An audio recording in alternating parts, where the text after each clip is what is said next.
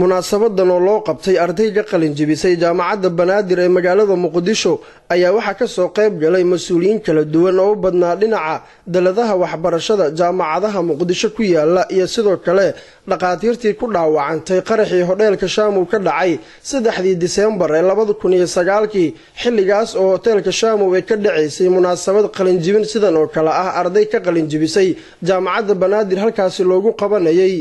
waxaa muddo dhowr daqiiqo ah baroordiiq loo sameeyay ardaydii dhaqaatiirtii saxafiyiintii iyo mas'uuliyiintii kale ee ku dhaawacantay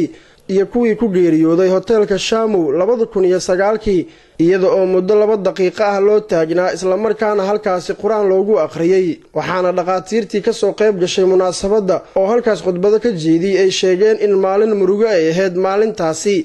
inkasta oo munaasabadii maanta ay ku soo gabagabowday jawi wanaagsan gudoomiye ku-xigeenka jaamacadda Banaadir Maxamed Cabduqaadir Nuur oo halkaas khudbad ka jeediyay ayaa waxa uu sheegay in wax lagu farxo ay tahay in ardaydan ay ka qalin jebiso kuliyado kala duwan kuliyadahaasi oo ahaa dhowr kuliyadood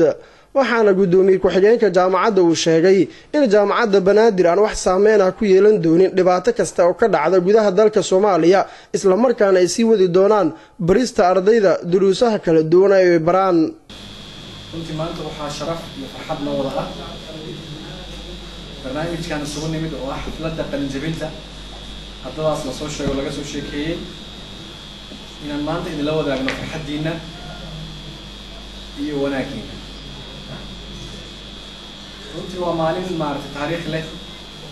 marka loo fiiriyo laba dhinac laga fiiriyo maalin waxay noqonaysaa maaragtay taariikh leh oo meel ka gelisa taariikhda ka gelisa marka laga fiiriyo xagga ardada maalinta qalin jebinaysa oo waxbarasho ay soo wadeen intaas muddo la eg maanta ay ku gabagabeeyeen atii shahaadadii ugu horreysay iyo marka laga eego xagga jaamacadda oo guulihii gaaraysay iyo achievementskeedii maanta mid ka mid ah inay gaartay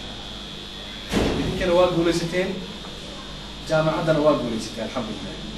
hase ahaatee markii ay soo gabagabowday munaasabadda ayaa Dr. Biday oo telefishinka Universal si gooni ah ugu warramay waxa uu faahfaahin ka bixiyay sida uu arko munaasabadan iyo sidoo kale hadii xusuustooda ay ku soo dhacday xilliga munaasabada ay socotay qaraxii dhacay 3 Diseembar 2009 oo munaasabad sidan oo kale ah loo fadhiyay runtii maanta xafladda halkaan ka dhacday xaflad aad u badan oo mataqaana loogu sameeyay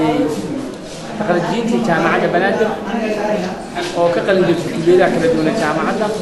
oo tirada guud ahaan ay marayaan 74 aqoon-yahan oo isku jira dhaqaatiir injineero macallimiin iyo injineero oo cilmiga computer science ka bartay runtii waxa weeye waa farxad bay noo tahay barnaamijka isaga iyagana aad baan ugu hambalyeynaa dadaalkii badan iyo si uu soo dhawareegeen iyagoo runtii soo maray xilli aad u adag oo waxbarasho muddo dheer la sugayay maanta inay gurtaan mirihii ay u soo halgameen